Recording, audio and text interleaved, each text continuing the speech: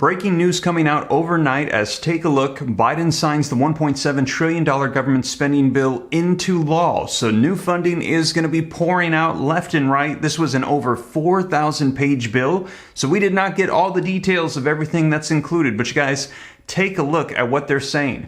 Big victory on retirement income. Social Security, I've got some updates for you in this one. In omnibus spending bill, analysts say this just coming out yesterday. Also, take a look at this. Spending bill funds kids' summer meals by cutting emergency food stamps. That is right. I'm going to give you the details on this as well. And as many know, Biden signs the $1.7 trillion funding bill that includes Ukrainian aid. The must-pass bill added $47 billion in fresh aid to go out to Ukraine, and they're saying about half of this bill is going to be going out overseas defense spending. And also, you guys, 5 things to know about the omnibus spending bill. It's got selective border security and LGBT ideologies. And as I mentioned, there was a ton of stuff included in this over 4,000 page bill. We only got select bits of information, but the details are starting to roll out. I'm going to be sharing with you what all is included so far that we know of in this video. Now, if you want more information on any of these articles, I'm going to be linking them in the description below so you can click on them, go read them for yourself. I'm also going to put them on the screen, read right from them so you can see that it's the latest. And if you appreciate that, do me a quick favor before we dive in.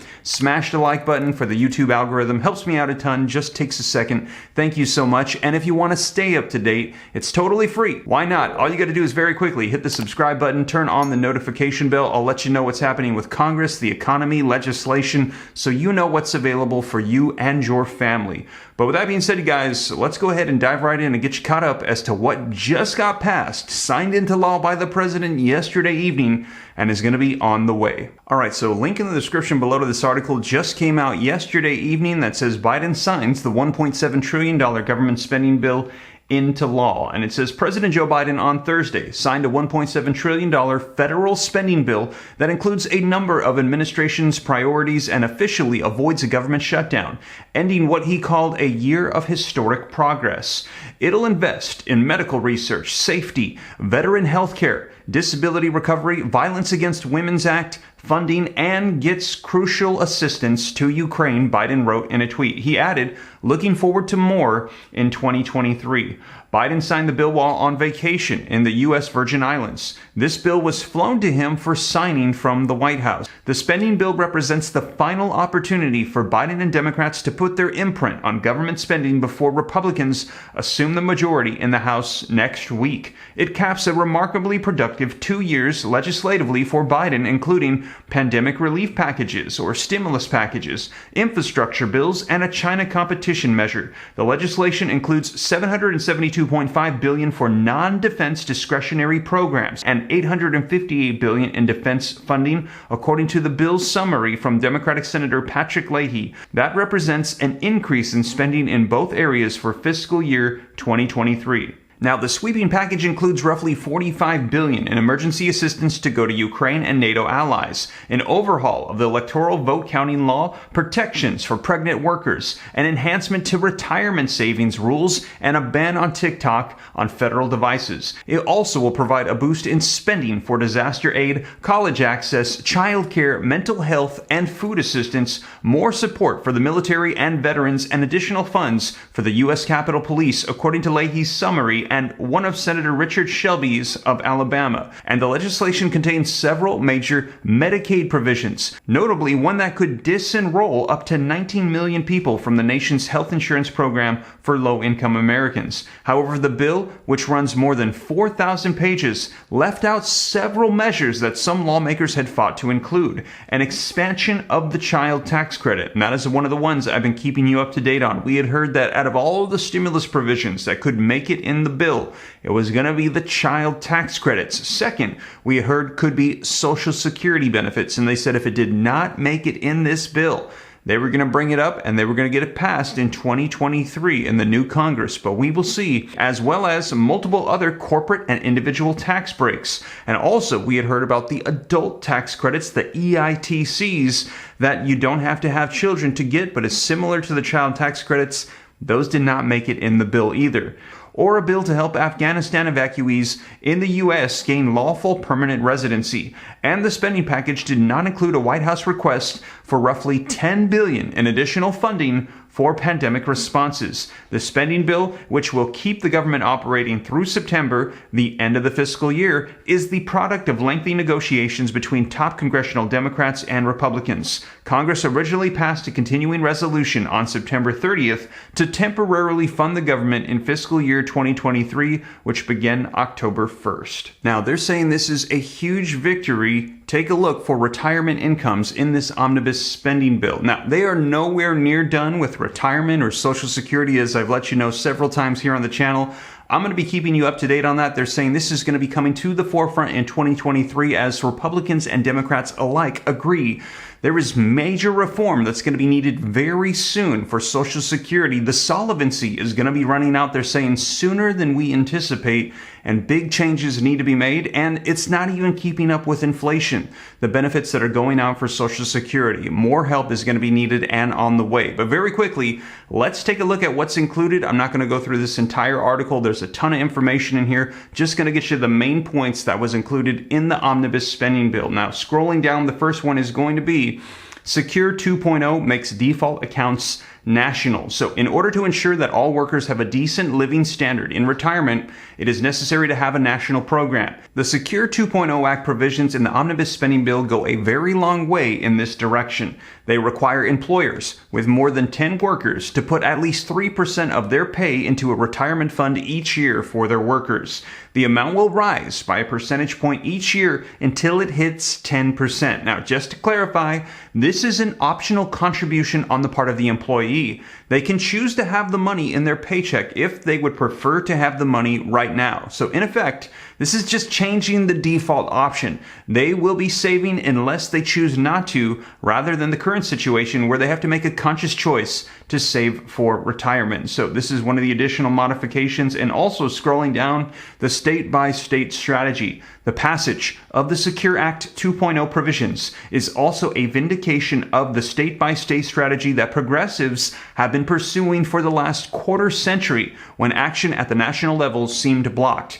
This has been done with the increases to the minimum wage, paid sick days and family leave, support for childcare, and a number of other areas. This strategy is effective in both directly providing benefits to large numbers of people, especially in large states like California and New York, and also making policies seem feasible to much of the country. So the Secure Act 2.0 has an assortment of different things that they're saying is progressing forward, benefits for retirement individuals, low-income individuals. That was included in the omnibus spending bill. But again, the entire Social Security system needs to be reformed, and they're going to be working on it. I will keep you up to date. Now, if you're a low-income individual with children, you're going to want to take a look at this one. Spending bill funds kids' summer meals by cutting emergency food stamps. Now, the article says the $1.7 trillion spending bill being debated in the Senate on Wednesday is a big win for child nutritional advocates, but it comes at a price. Now, this article came out a couple days late. As we know, this has passed.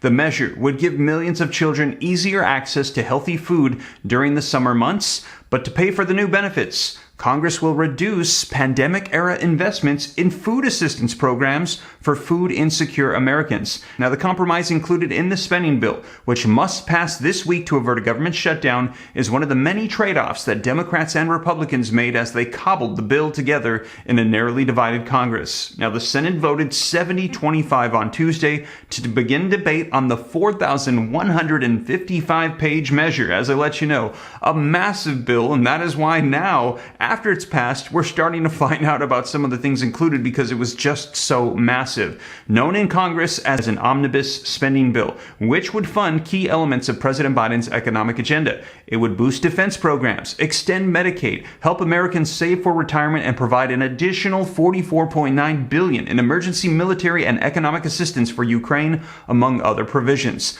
Now, the child nutrition benefits would be the first new permanent federal food assistance program of this magnitude magnitude enacted in nearly 50 years, advocates say.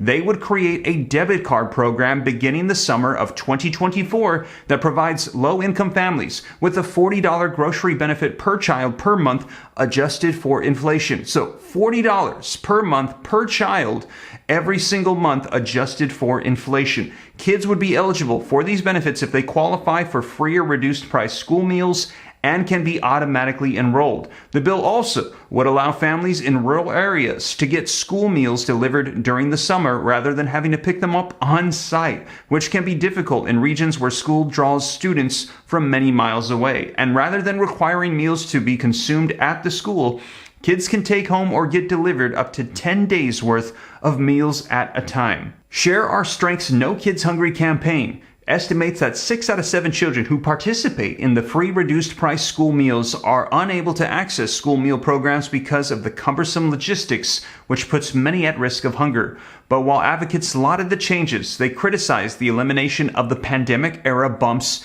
in food stamps or SNAP and school meal benefits aimed at helping families through this health emergency. Lawmakers said that the cuts were necessary to pay for the new benefits. The reductions, advocates say, will particularly hurt the elderly poor, who often have smaller household sizes and greater savings and thus qualify for smaller food assistance benefits. Cutting SNAP to pay for food child nutrition is not the right choice, said Crystal Fitzsimmons, director of the school and out-of-school time programs for the nonprofit Food Research and Action Center. The emergency allotments for SNAP were aligned with the public health emergency, which is not over. We still are in a public emergency. These allotments have been a huge benefit to families to make ends meet at the time when we're still reeling from the impacts of this pandemic. Recipients of all ages would lose benefits beginning as early as March of 2023, she said, with families on average losing $82 per person per month, but the steepest loss would be for the older adults at the minimum benefit levels who will see their monthly SNAP benefits fall from $281 down to $23. So you guys, that's SNAP, emergency pandemic benefits, the allotments that I've been letting you know, going out every single state. They're saying it's going to be coming to an end in March of 2023. However, there are going to be these new food nutritional programs to help out kids during the summertime. Now, as I mentioned, there's an assortment of different things in this bill. It's over 4,000 pages long, but very quickly, here are 5 things to know about this omnibus spending bill. Now, number 1, it contains funding for the border security of other countries while explicitly prohibiting the U.S. from taking steps to secure its southern border with Mexico. Number 2, it contains $45 billion for Ukraine. Number 3, it awards millions of dollars to LGBT advocacy groups. Number 4, it contains a ban on the use of TikTok for government devices. And number 5, it allocates more than $500 million for family planning designed to inhibit population growth. So you guys, a ton of stuff included in this. As more information rolls out, I'll be sure to let you know. President Joe Biden just signed this into law. And as I mentioned, Social Security, we are nowhere near done. There's going to be new things implemented in 2023 and new proposals coming up to modify the entire system. Now, if you want to get the latest on that,